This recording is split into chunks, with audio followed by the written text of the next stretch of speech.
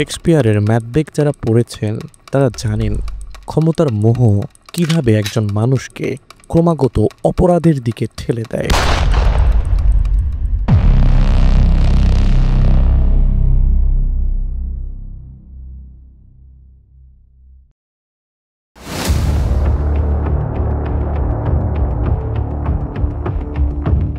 Scottish রাজা ডানকানকে হত্যার পর ম্যাকবেথ একের পর এক খুন করে গেছেন নিজের অপরাধ ঢাকতে। আর্থার কোনান ডয়েলের শার্লক হোমসে সিরিয়াল কিলারদের কাহিনী সবার জানা। বই থেকে মুখ ফিরিয়ে যদি সিনেমার দিকে তাকাই, টান টান উত্তেজনাকর থ্রিলার আমরা বহুবার দেখেছি। জোনাথন ডেমির দ্য সাইলেন্স অব দ্য ল্যাম্বসে মনোবৈকল্যে আক্রান্ত নরমাংসভোজী খুনির কথা আমাদের মনে আছে নিশ্চয়ই, যার মনোজগৎ উন্মোচন করতে নিতে হয়েছিল গোয়েন্দাদের সাহায্য। থ্রিলারের জনক আলফ্রেড হিচককের সাইকোতে মানসিক রোগী হোটেল মালিক নরম্যান বেটসের ভেতরে লুকিয়েছিল দুইটি সত্তা। একটি তার মায়ের সত্তা, যে হোটেলের কাস্টমারদের ধরে ধরে হত্যা করত, আরেকটি সত্তা আবার মাকে বাঁচাতে চাইত। এসব তো শিল্প, সাহিত্য, নাটক, সিনেমার গল্প, কিন্তু বাস্তবের গল্পও কি এর থেকে কম ভয়ঙ্কর? কম গা শিরশিরে লন্ডনের জ্যাক রিপারের কথা কে না শুনেছে? 1888 সালে ছদ্মবেশে গভীর রাতে যে একের পর এক খুন করে ব্রিটিশ সাম্রাজ্যে তোলপাড় তুলে দিয়েছিল, যার নারী নক্ষত্র আজও এক অজানা রহস্য। সিনেমার পর্দা বন্ধ করে যদি বাস্তবের দিকেই তাকাই, দেশে দেশে কালে কালে টনক নড়িয়ে দিয়েছে একের পর এক নৃশংস হত্যাকাণ্ড। আর যে ব্যক্তির দ্বারা একের পর এক এই হত্যাকাণ্ডগুলো সংগঠিত হয়, আধুনিক বিজ্ঞানের ভাষায় তাদের বলা হয় সিরিয়াল কিলার বা সাইকো। আমাদের দেশেও এমন দুর্ধর্ষ সিরিয়াল কিলারদের পদচিহ্ন পড়েনি এমন নয়, এখানেও ঘটেছে একের পর এক রহস্যময় হত্যাকাণ্ড। রসু খাঁ, বাবু শেখ, বাউল সেলিম এমনই কিছু নাম যারা নিজেদের অন্ধকারকে ছড়িয়ে দিয়েছে দেশের নানা প্রান্তে। চাঁদপুরের রসু খাঁ, যিনি ভালোবাসায় প্রত্যাখ্যাত হয়ে ক্রোধে পড়েছেন, প্রতিশোধের আগুনে জ্বলেছেন, আর একের পর এক নারীকে হত্যা করে গিয়েছেন। 2007 সাল থেকে 2009 সাল, মাত্র 2 বছরে তিনি অন্তত 11 জন নারীকে হত্যা করেছেন, যার সবাই ছিলেন গার্মেন্টস কর্মী। রসু খাঁ তাদের সঙ্গে প্রেমের সম্পর্ক গড়ে তুলতেন, ঢাকার সাভার টঙ্গী থেকে চাঁদপুরে নিয়ে যেতেন, ধর্ষণ করতেন, তারপর নিষ্ঠুরভাবে হত্যা করতেন। তার লক্ষ্য ছিল 101টি খুন। কিন্তু মসজিদের ফ্যান চুরির মামলায় ধরা পড়ার পর তার অপরাধের সত্যতা বেরিয়ে আসতে থাকে। রসু খাঁর জবানবন্দিতে উঠে আসে একের পর এক ভয়াবহ হত্যার বিবরণ। নওগাঁর বাবু শেখ, যিনি একাধারে নারী ও শিশুদের শিকার করেছেন। দুর্ধর্ষ এক সিরিয়াল কিলার বাবু শেখ ওরফে কালুকে গ্রেফতার করে গোয়েন্দা পুলিশ। 2014 থেকে 2020 সাল পর্যন্ত অন্তত 10 জন নারী ও একটি শিশুকে হত্যা করেছেন বলে অভিযোগ রয়েছে। বাবু শেখ নারীদের সঙ্গে বন্ধুত্ব গড়ে তুলতেন, তাদের বিশ্বাস অর্জন করতেন, নিজের বাড়িতে নিয়ে আসতেন, তারপর ধর্ষণ করে হত্যা করতেন। তার অপরাধের পরিধি ছিল নওগাঁর রানীনগর উপজেলা ও আশেপাশের এলাকা। বাবু শেখের হত্যার পেছনে ছিল মানসিক বিকৃতির পাশাপাশি পারিবারিক ও সামাজিক প্রতিহিংসা। বগুড়ার হেলাল হোসেন, তার কথা তো প্রায় সকলেরই জানা, যিনি নিজেকে লুকিয়েছেন বাউলের ছদ্মবেশে, ঘুরেছেন মাজার ও রেলওয়ে স্টেশনের অন্ধকারে। 1997 থেকে 2006 সাল পর্যন্ত অন্তত 3টি হত্যা মামলায় তিনি সরাসরি জড়িত ছিলেন। হেলাল হোসেন নারীদের টার্গেট করতেন, নিজের অপরাধ ঢাকতে বাউল সেজে পথে পথে ঘুরে বেড়াতেন। তার হত্যার পেছনে ছিল মানসিক অসুস্থতা ও সমাজ থেকে বিচ্ছিন্ন হওয়ার গভীর ক্ষত। ঠিক যখন আমরা ভাবছি সিরিয়াল কিলারের গল্প শুধুমাত্র মানসিক বিকারগ্রস্ত প্রাপ্তবয়স্কদের মাঝেই সীমাবদ্ধ, তখনই আমাদের সামনে আসে এমন একটি নাম যা আমাদের সমস্ত ধারণাকে চূর্ণ বিচূর্ণ করে দেয়। মাত্র 8 বছর বয়সের একটি শিশু, যিনি পরপর 3টি হত্যাকাণ্ড ঘটিয়েছিল।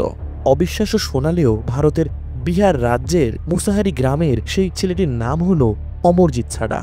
2006 থেকে 2007 সালের মাঝে অমরজিৎ করে বসে তিনটি নৃশংস হত্যাকাণ্ড।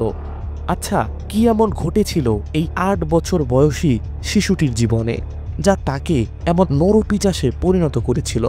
চলুন তার জীবনের সেই অন্ধকার অধ্যায় থেকে ঘুরে আসা যাক। সাল 1998, ভারতের বিহার রাজ্যের মনসাহারি গ্রাম, যেখানে দিন শুরু হয় কুয়াশাচ্ছন্ন ভোরের আলোয় আর রাত নামে নিস্তব্ধতার চাদরে মুড়িয়ে। সেখানেই জন্ম নেয় এক শিশু, নাম অমরজিৎ সাডা। এই শিশুটি বড় হতে থাকে দরিদ্র পীড়িত এক পরিবারে, যেখানে প্রতিদিনের সংগ্রাম ছিল বেঁচে থাকার। বাবা মা ছিলেন দরিদ্র দিনমজুর। জীবনের প্রতিটি মুহূর্ত কাটত অভাব অনটনের সঙ্গে লড়াই করে। শৈশবে অমরজিৎ ছিল নিঃসঙ্গ, আন্তমুখী। গ্রামের পথে পথে একা ঘুরে বেড়ানো, গাছ বেয়ে ওঠা, এসব ছিল তার নিত্যদিনকার সঙ্গী। কিন্তু নিরীহ এই চেহারার আড়ালে লুকিয়েছিল এক ভয়ঙ্কর চরিত্র, যা কেউ কল্পনা করতে পারেনি। সাডা পরিবার এবং তাদের আত্মীয়রা মনসাহারি গ্রামে একসাথেই বাস করত। পরিবারের শিশুরাও একসঙ্গেই হাসত, খেলত এবং ঘুরে বেড়াত। 2006 সালের একদিন পরিবারের শিশুরা একসাথেই খেলা করছিল। এর মাঝেই 6 বছর বয়সী একটি মেয়ে শিশু হঠাৎ উধাও হয়ে যায়।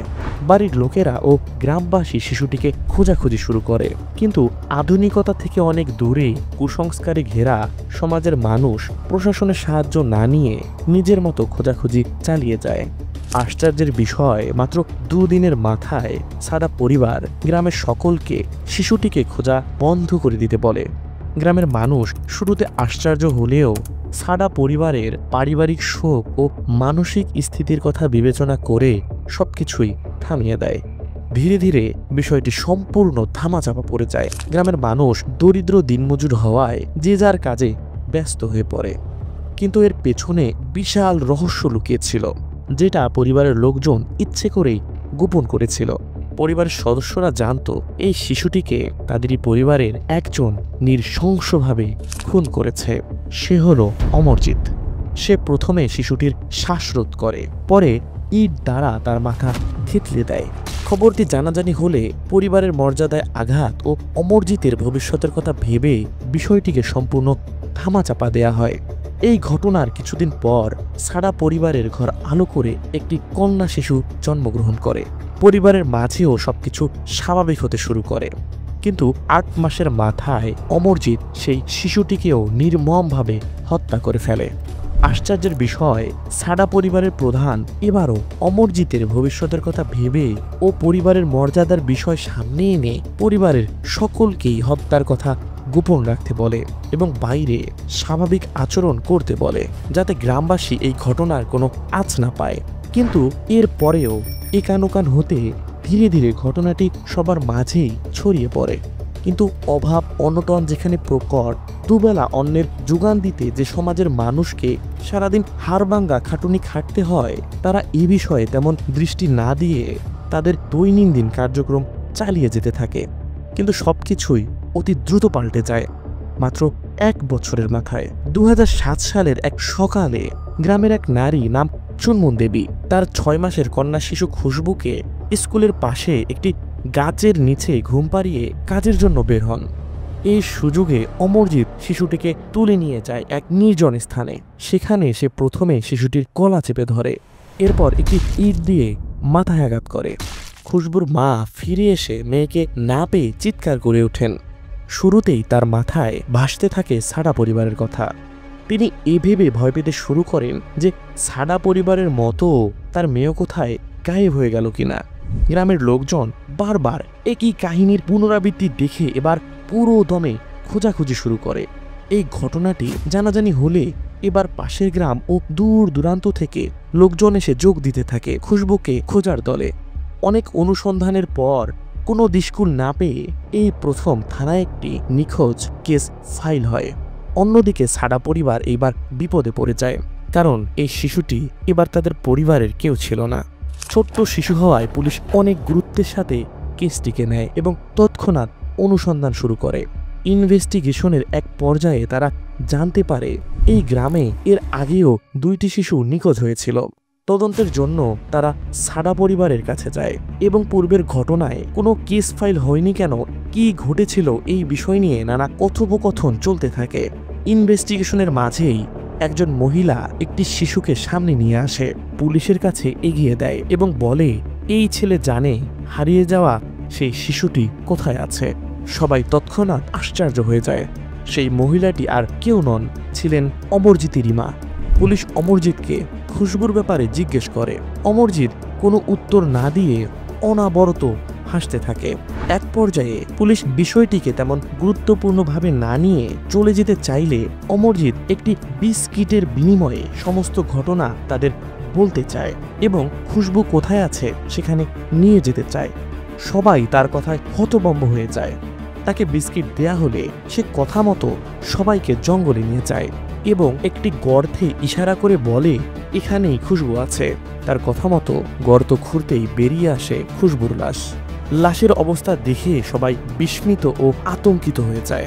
অমরজিৎ খুশবুর সঙ্গে কি করেছে তা জানতে চাইলে সে আরেকটি বিস্কিটের বিনিময়ে সমস্ত ঘটনা স্বীকার করে। সে জানায় ছোট্ট শিশু তার ভীষণ ভালো লাগে, বিশেষ করে তাদের রক্ত এবং কান্না তার ভীষণ প্রিয়। সে বলে সে খুশবুর সাথে খেলা করতে চেয়েছিল, আঘাত করে রক্ত বের করাই তার কাছে খেলা। সে খুশবুর গলা চেপে শ্বাসরোধ করে, কিন্তু যখন শিশুটি নিস্তেজ হয়ে পড়ে, কথা বলে না, তখন ইট দিয়ে অনবরত তার মাথায় আঘাত করে এবং জঙ্গলে ফেলে আসে। এবং এক পর্যায়ে সে পূর্বের 2টি খুনের কথাও পুলিশের কাছে স্বীকার করে। তার স্টেটমেন্টে সকলে হতভম্ব হয়ে যায়। কেউ বিশ্বাস করতেই পারছিল না এই শিশু এমন কাজ করেছে। তার চোখে মুখে ভয়ের এক বিন্দু লেশমাত্র ছিল না। তার পরিবারকে পূর্বের 2টি হত্যা গোপন রাখার জন্য গ্রেফতার করা হয় এবং তাদের বিরুদ্ধে ব্যবস্থা গ্রহণ করা হয়। কিন্তু ভারতের আইন অনুযায়ী অপ্রাপ্ত বয়স্কদের মৃত্যুদণ্ড বা যাবজ্জীবন কারাদণ্ড দেওয়ার কোনো আইন না থাকায় অমরজিৎকে পাঠানো হয় শিশু সংশোধনাগারে। সেখানে তাকে অনাবরত পর্যবেক্ষণ ও সুচিকিৎসা দেয়া হয়। 18 বছর বয়স পর্যন্ত তাকে সেখানেই রাখা হয়। 2016 সালে তাকে নতুন পরিচয়ে নতুন নামে মুক্তি দেয়া হয়। বর্তমানে তার অবস্থান অজানা। সে মুক্তভাবে আমাদের মাঝেই ঘুরে বেড়াচ্ছে। কেউ জানে না সে কোথায় আছে, কি করছে। মনোবিজ্ঞানীরা অমরজিতের উপর গবেষণা করে অমরজিৎকে স্যাডিস্ট বলে অভিহিত করেন। স্যাডিস্ট যে অন্যকে কষ্ট দিয়ে আনন্দ পায়, তার মধ্যে কোনো ন্যায় অন্যায় বোধ ছিল না এবং অমরজিৎকে পৃথিবীর সর্বকনিষ্ঠ সিরিয়াল কিলার হিসেবে অভিহিত করা হয়।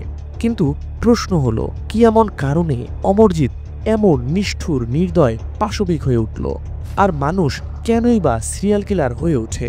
সিরিয়াল কিলিং বলতে মূলত কি বোঝায়? সিরিয়াল কিলিং মানে হলো একের পর এক হত্যাকাণ্ড, যেখানে খুনি নির্দিষ্ট সময়ের ব্যবধানে একই পদ্ধতিতে একই উদ্দেশ্যে তার শিকার বেছে নেন। সাধারণত 3 কিংবা তার বেশি খুনের ঘটনাকে সিরিয়াল কিলিং হিসেবে অভিহিত করা হয় এবং প্রতিটি হত্যার মাঝে নির্দিষ্ট একটি প্যাটার্ন ও মোটিভ থাকে। যদি প্রতিটি ঘটনার প্যাটার্নের দিকে লক্ষ্য করা যায়, তবে দেখা যাবে যে প্রতিটি খুনের মাঝে একটি নির্দিষ্ট কুলিং অফ পিরিয়ড থাকে, অর্থাৎ খুনি কিছুদিন শান্ত থাকে, তারপর আবার হত্যা করে এবং প্রতিটি হত্যার পদ্ধতি প্রায় একই রকম হয়। এবং মোটিভের দিকে তাকালে লক্ষ্য করা যায় যে এখানে ক্ষমতার মোহ, প্রতিশোধ, মানসিক বিকৃতি বা শুধুই রক্তের তৃষ্ণা থাকে। আর মানুষ কেনই বা সিরিয়াল কিলার হয়ে ওঠে? এই প্রশ্নের উত্তর খুঁজতে বিজ্ঞান, মনোবিজ্ঞান এবং সামাজিক বিজ্ঞান 3 দৃষ্টিকোণ থেকেই গবেষকরা ব্যাখ্যা করেছেন। এর বায়োলজিক্যাল কারণের দিকে তাকালে লক্ষ্য করা যায় সিরিয়াল কিলারদের মস্তিষ্কের কিছু অংশ, বিশেষ করে ফ্রন্টাল লোব, যেটা নৈতিকতা ও সিদ্ধান্ত নিয়ন্ত্রণ করে, এবং লাম্বিক সিস্টেম, যেটা আবেগ নিয়ন্ত্রণ করে, এটি সম্পূর্ণরূপে ক্ষতিগ্রস্ত বা অস্বাভাবিক হয়ে থাকে। কিছু গবেষক বলেন সিরিয়াল কিলারদের মাঝে সাইকোপ্যাথি বা অ্যাগ্রেশন জিন থাকতে পারে, অর্থাৎ জন্মগতভাবে তারা হিংস্রপ্রবণ হয়ে ওঠে। সাইকোলজিক্যাল থিওরি বা মানসিক কারণের দিকে তাকালে দেখা যাবে শৈশবের অভিজ্ঞতা একজন মানুষের ভবিষ্যৎ গড়ে দেয়। বেশিরভাগ সিরিয়াল কিলারের শৈশবে নির্যাতন, অবহেলা বা পারিবারিক সহিংসতার ইতিহাস থাকে। বিখ্যাত মনোবিজ্ঞানী রবার্ট হেয়ারের মতে সিরিয়াল কিলারদের মধ্যে সাইকোপ্যাথিক স্ট্রেইট থাকে, সাইকোপ্যাথিক স্ট্রেটস হলো সাইকোক্লাসদের মস্তিষ্কের ব্যবহারের ও বৈশিষ্ট্যের এক বিশেষ অবস্থা, যেখানে তাদের ভিতরে অনুশোচনাবোধ না থাকা, ক্ষমতার মোহ, অন্যের কষ্টে আনন্দ পাওয়া এ ধরনের কিছু বিশেষ বৈশিষ্ট্য পরিলক্ষিত হয়।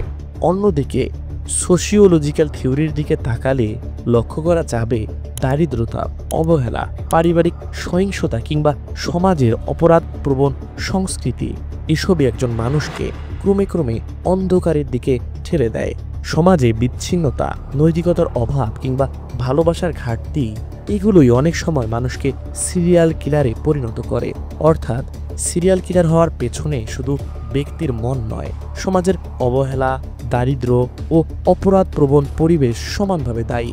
এই বিষয়গুলো দিয়ে যদি অমরজিতের ঘটনাকে পর্যবেক্ষণ করা হয় তাহলে দেখা যাবে তার জন্মগত মস্তিষ্কের বিকৃতি, দারিদ্রতা ও একাকিত্বই ছিল এমন হিংস্র হয়ে ওঠার প্রধান কারণ। কিন্তু এগুলো থেকে বের হয়ে আসা সম্ভব। অমরজিৎ যার বাস্তব প্রমাণ।